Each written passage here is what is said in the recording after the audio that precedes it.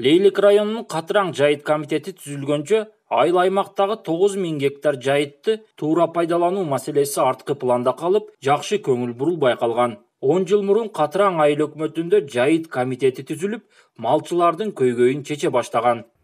Мал екен. Малдың бір жерде суға бара албайды. Сол суға бара албаған жерге су шығарып, жақсы немелерді құрып берді. Нооларды жақсы мал соны қиналбай қалды қазір. Екіншісі, шындай бір қиыншылықтар менен, өтті азап менен жетүү жайыттарға көпірө салып берділер.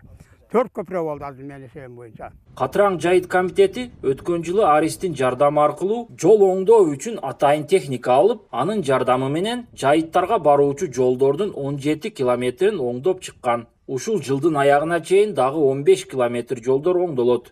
Анан мына өзүбүздүн жакынкы жайыттарыбызда булактын көздөрү бүтүп калган, ошондо суу жетпей калган маселе жаралган. Ошого пайдалануучулардын ошонун кетинен 4 водопой Катыраң жайыт комитетинде бүткөрүлдү да. Ошол ноолор шоуду койдук, анан алысы 2 километр алыстыктан булактын көздөрүнүн сууларын алып келип туруп, жакынкы жайытка ноочулорду коюп туруп, элге камсыз кылып бердик да. Катыраң жайыт комитети өткөн жылы аймактарды өнүктүрүү жылынын алкагында үрөөнчүлүк чарба түзүп, эл аралык уюмдардын колдоосу менен 20 гектар аянтка кылкандуу дан эгиндерин эгип, учурда арпа эгинин оруу иштери кызуу жүрүүдө. Мына кыргыз жайыттан биринчи репродукциядагы урукту алып келип, эгип, биздин максатыбыз Кудай кааласа, элдерди, жайыт пайдалануучуларды шу үрөөн жана тоyt менен камсыздандыруу, арзан баада тейлөө максатында уюштурганбыз.